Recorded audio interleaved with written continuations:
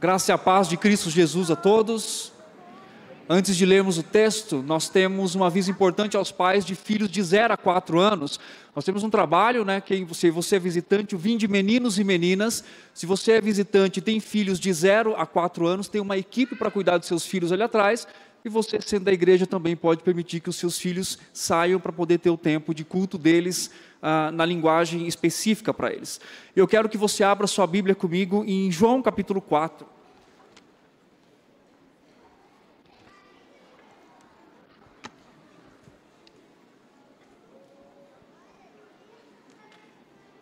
João capítulo 4,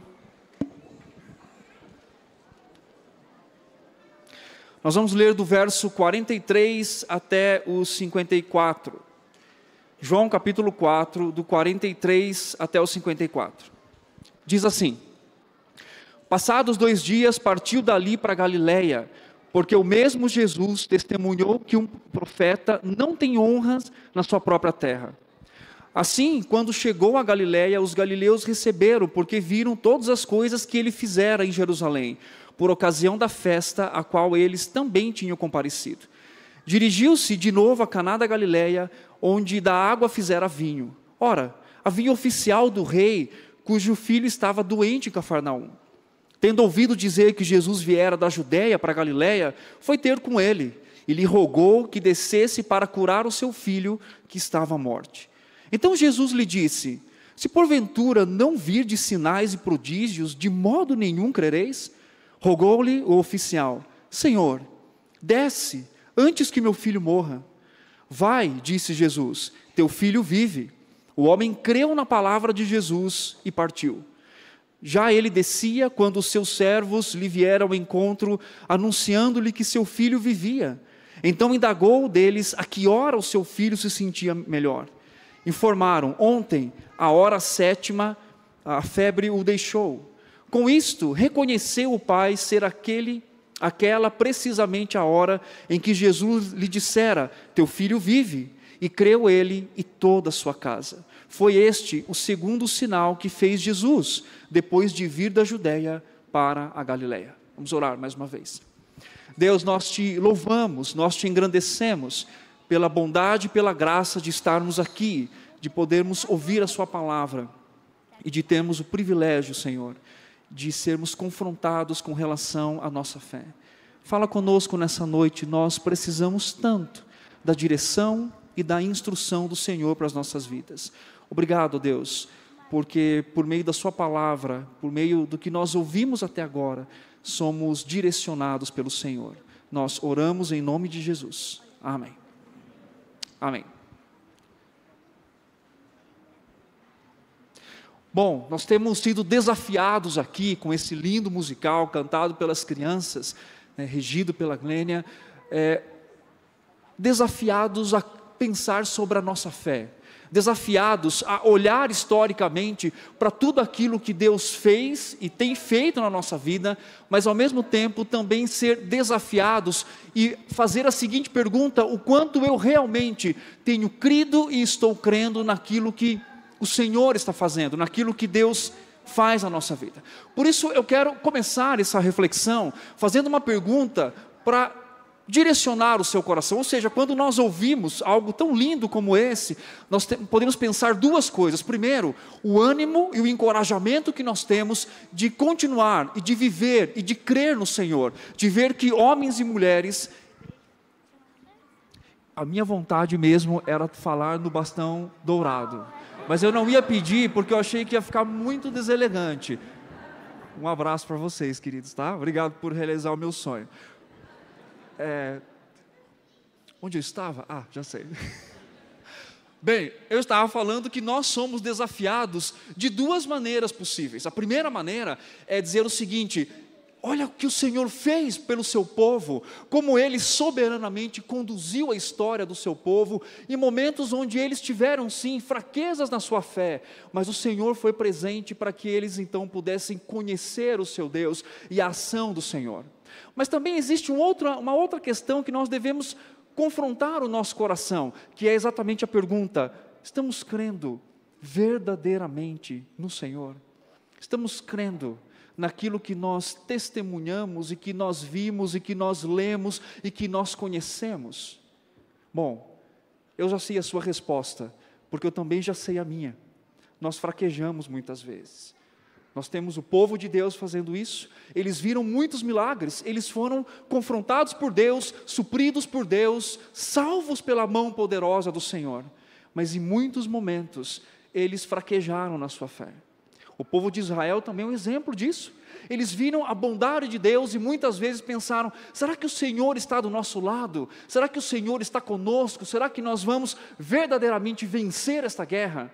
E obviamente, ao fraquejar na fé, o Senhor traz um confronto e uma palavra aos seus corações. E o texto que nós lemos hoje, de João, faz exatamente esse questionamento para o nosso coração, para o seu coração e para o meu coração. O seguinte questionamento: que tipo de fé você tem? Que tipo de fé você está tendo na sua vida? Como têm sido os seus dias vividos aqui? Talvez seja estranho para você ouvir isso num aspecto e pode perguntar assim: mas é possível avaliar isso? Será que essa é uma pergunta correta? Quando Paulo escreve aos Coríntios, por exemplo, segundo aos Coríntios 13:5, ele diz assim: examinai-vos a vós mesmos se permaneceis na fé. Ele está falando para a igreja, falando para aqueles irmãos que têm vivido experiências distintas, e ele está dizendo: examinem se vocês estão na fé, examinem o coração de vocês. Claro que a resposta que Paulo gostaria de ouvir e que era: sim, estamos. Em outro momento, Paulo também traz isso para os Colossenses 1:23, se de fato permanecerem na fé. Então, o que o Senhor está nos ensinando?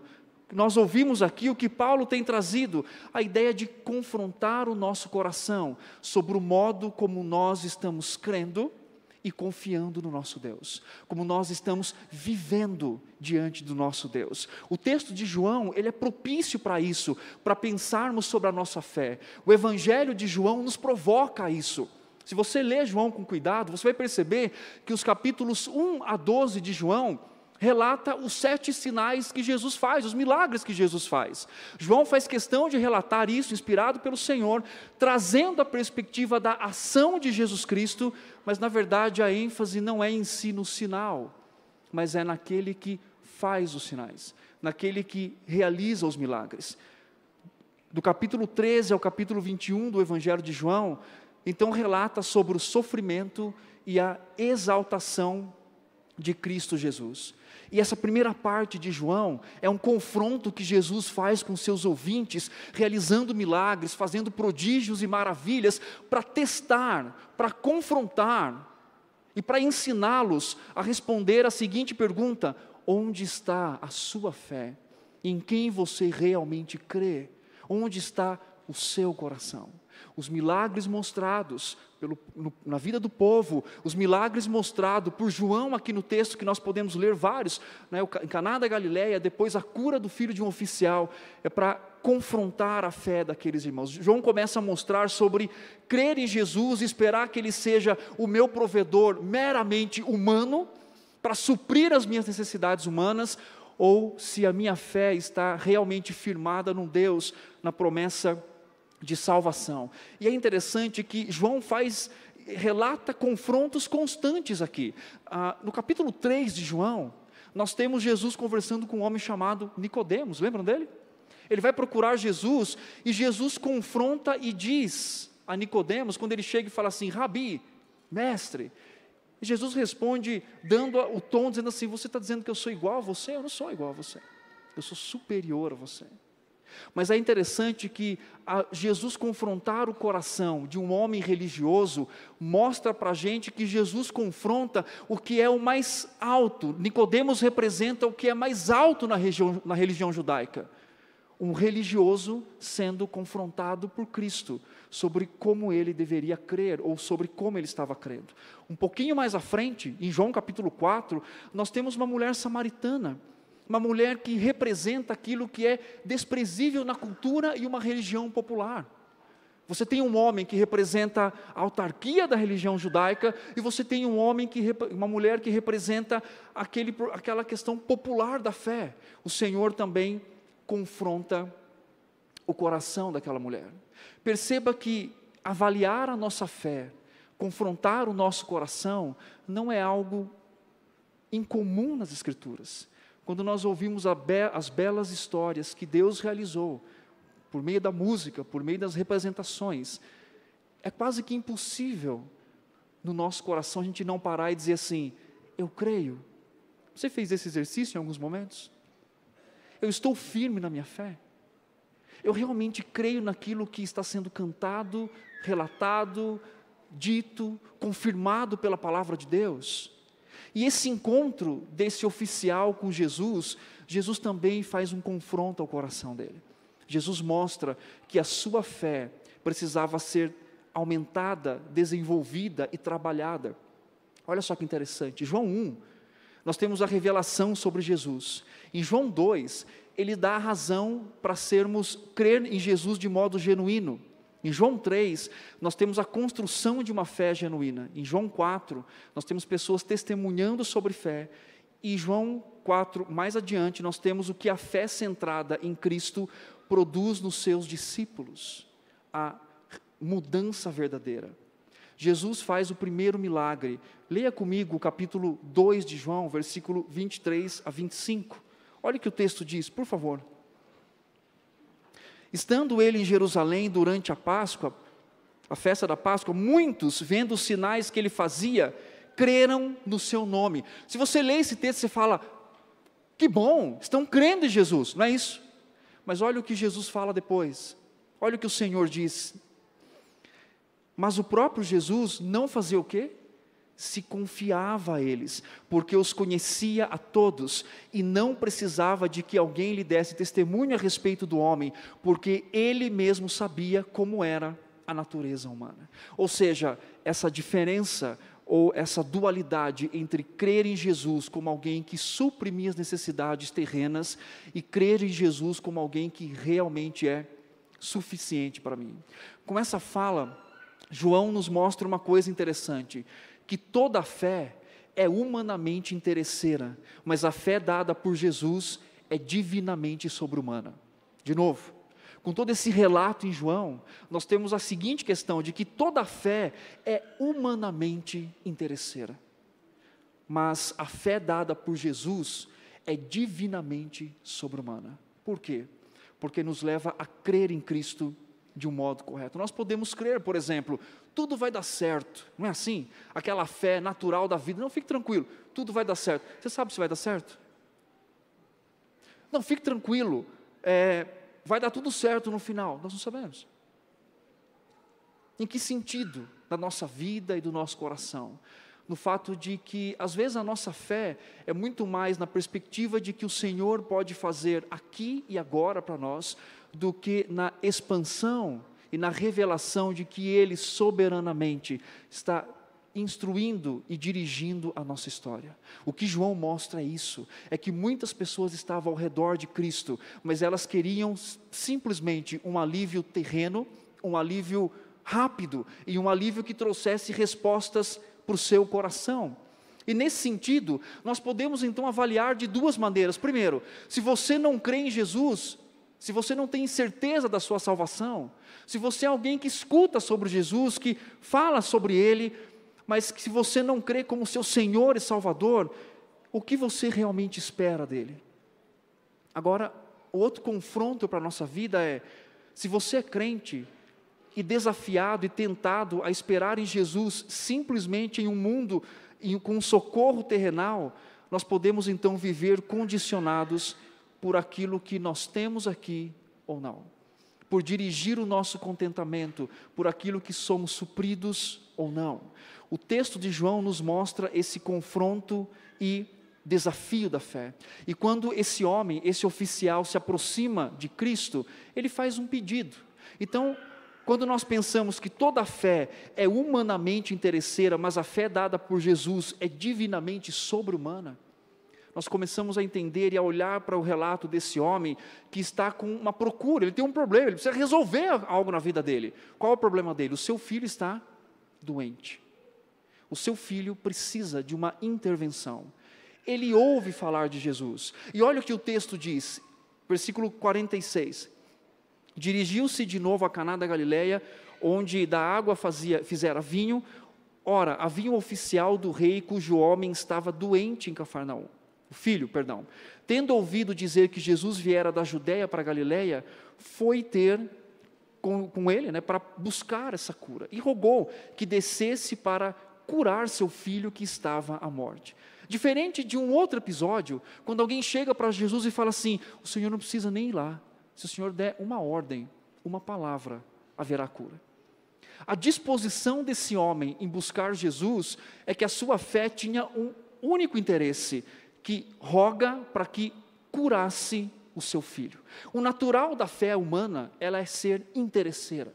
Ela ir até Deus para buscar coisas para benefício particular, benefício para si. Tanto que Jesus diz assim: se vocês não verem sinais, vocês não vão crer. Quando o homem pede para ele, ele fala: se vocês não verem, vocês não vão crer. Agora, qual o problema dessa fé interesseira? O seu objetivo não é Jesus, mas as suas dádivas. O objetivo não é que Cristo seja exaltado. E quando nós olhamos em João, é isso. Eles estão tomando os benefícios da multiplicação da comida, dos milagres, das curas e de várias coisas que Jesus está fazendo, mas Jesus sabia que o maior interesse do coração deles não era pelo doador das grandes bênçãos, mas era as próprias bênçãos que eles estavam recebendo. Um outro aspecto de uma fé interesseira é que a dádiva acaba se tornando o Deus da pessoa, e também ela se distrai do alvo principal, que é Cristo.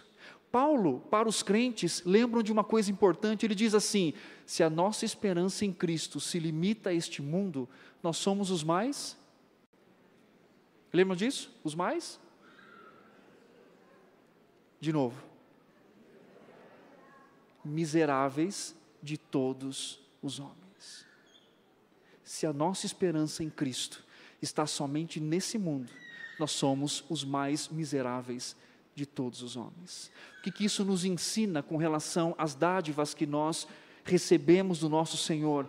O nosso maior objetivo nessa vida é perceber, é viver, é caminhar em graça, mas principalmente olhando para aquele que é o autor e consumador da nossa fé.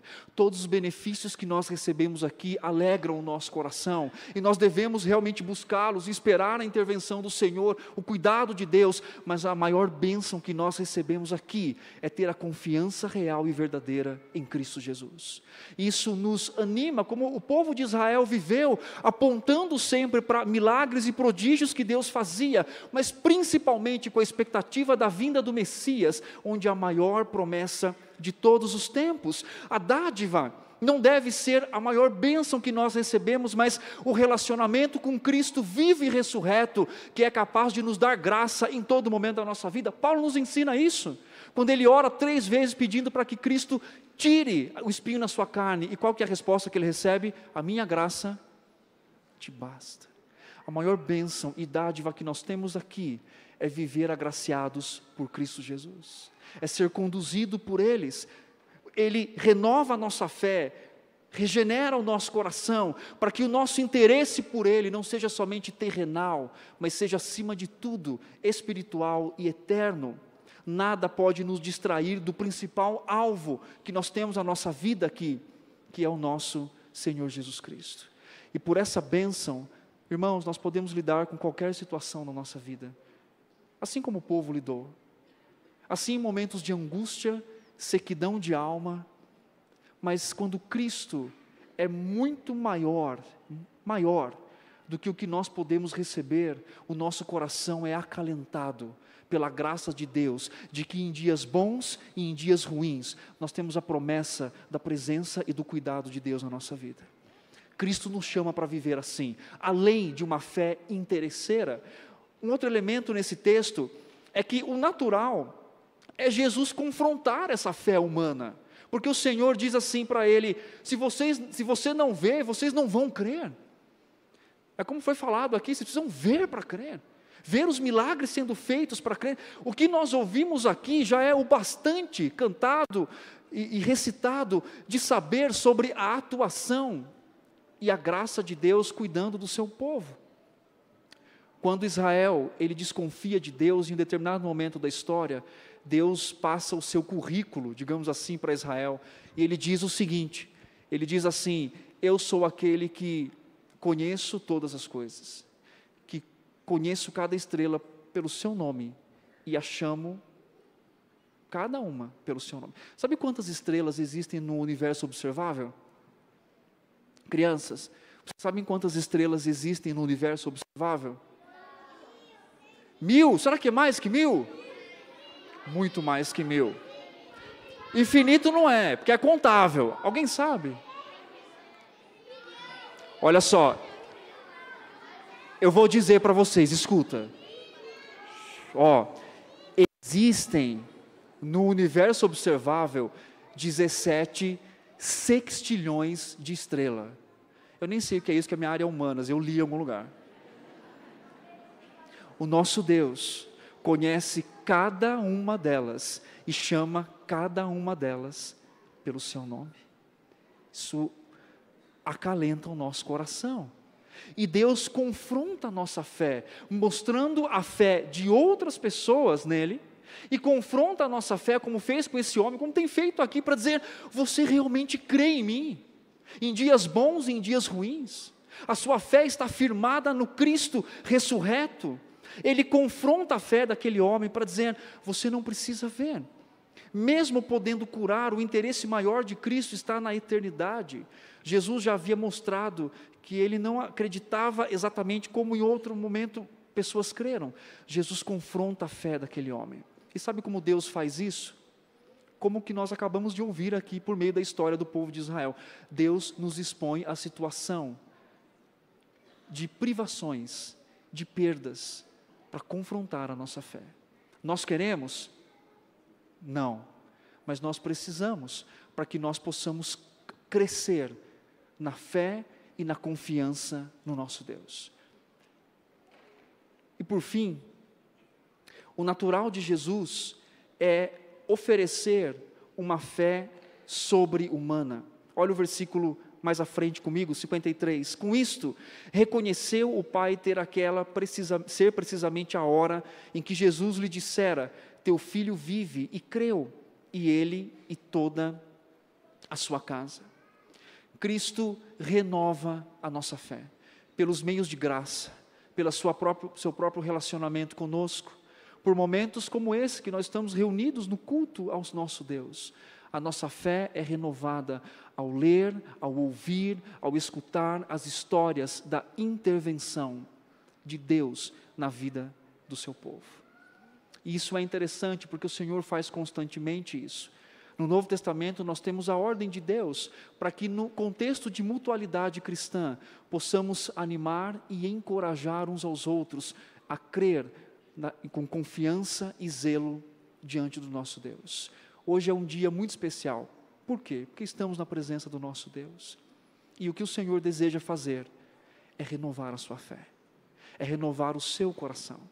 Eu tenho certeza que há dias que os nossos joelhos fraquejam bastante, não é verdade? Há dias que os nossos joelhos estão tão fraquejados que é difícil dar um outro passo, mesmo vendo tudo aquilo que Deus está fazendo. Mas Cristo, na nossa união com Ele e Ele conosco, Ele renova a nossa fé. E o que Ele faz com esse homem é exatamente isso. Quando Ele entende, não só ele, mas toda a sua família crê no Senhor Jesus. Duas coisas: se você não tem Cristo como Senhor da sua vida, é nesta noite que Deus quer confirmar a fé no seu coração, por causa da graça dEle. E segundo, se você é um crente em Cristo, talvez um pouco longe do Senhor, talvez fraquejando, também é o Senhor Jesus em que renova e restaura a nossa fé verdadeira. Tudo que nós vimos aqui aponta para uma pessoa, aponta para o nosso Senhor Jesus Cristo. E quando nós estamos unidos a Cristo pela fé, algo tremendo acontece que o Novo Testamento chama de regeneração, de vida, de várias linguagens, novo nascimento, nova criação, nova ressurreição, luz a partir das trevas, vida de confiança e abastecida pela graça e a misericórdia do nosso Deus. É assim que nós vivemos como povo do Senhor. Para concluir, eu já falei isso, não falei? Diz o Nicodemos o seguinte: nunca acredite num pastor quando ele fala que ele vai concluir. Mas agora eu vou concluir. Primeiro, eu quero que você entenda que como o Evangelho é eficaz para transformar uma fé interesseira numa fé genuína, numa fé em que se dobre diante de Cristo Jesus. Como salvo, depure a sua fé pela palavra, para que ela não seja interesseira, que o seu relacionamento intenso e vivo com Cristo seja muito mais do que Ele pode oferecer para você, mas é exatamente por aquilo que Ele é, e Ele é o Senhor, Ele é o Salvador, Ele é a água que nós bebemos e nunca mais sentimos sede. Esse é o relacionamento que nós devemos ter com o nosso Deus. Toda fé é humanamente interesseira, mas a fé dada por Jesus Cristo é sobre-humana. A atuação graciosa de Deus no nosso coração, para convocar o seu povo, convocar pessoas a crer verdadeiramente no nome do nosso Senhor Jesus Cristo. Eu espero que nessa noite a sua fé tenha sido renovada em nome de Jesus Cristo. Amém?